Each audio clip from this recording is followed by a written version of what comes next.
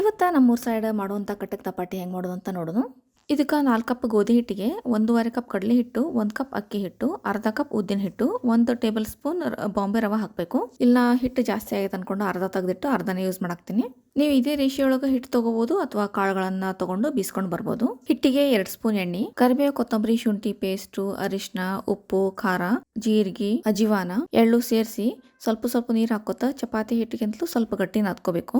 ಒಂದು ಅರ್ಧ ಗಂಟೆ ನೆನೆಕಿಟ್ಮೇಲೆ ಈ ತರ ಹೊಳಿ ಪೇಪರ್ ಗರೆ ಅಥವಾ ಪ್ಲಾಸ್ಟಿಕ್ ಪೇಪರ್ ಗರೆ ಎಣ್ಣೆ ಸವರ್ಕೊಂಡು ಎಷ್ಟು ತೆಳಗ್ ಆಗ್ತೈತಿ ಅಷ್ಟು ತೆಳಗ್ ಲಟ್ಟಿಸ್ಕೋಬೇಕು. ನೋಡ್ರಿ ಸ್ವಲ್ಪ ಗಟ್ಟಿ ನಾದ್ಕೊಂಡ್ರೆ ಇದನ್ನ ಎಷ್ಟು ತೆಳಗ್ ಮಾಡ್ಕೊಂಡ್ರು ಈಸಿಲಿ ತೆಗೆದು ಹಾಕ್ಬೋದು. ಬೇಯಿಸ್ಬೇಕಾದ್ರೆ ನೀವು ಬೇಕಾದ್ರೆ ಎಣ್ಣೆ ಹಚ್ಕೋಬಹುದು, ಇಲ್ಲ ಬಿಟ್ರು ನಡಿತೈತಿ. ಬಿಸಿ ಬಿಸಿ ತಿಂತೀನಂತಂದ್ರೆ ಮೆತ್ತಗೆ ಬೇಯಿಸ್ಕೋಬಹುದು, ಇಲ್ಲ ಅಂತಂದ್ರೆ ಕಟ್ಟಕ್ಕೆ ಬೇಯಿಸ್ಕೊಂಡ ಒಂದು ವಾರಗಟ್ಲೆ ಇಟ್ಕೊಂಡು ತಿಂದ್ರು ಮಸ್ತ್ ಇರ್ತಾವ.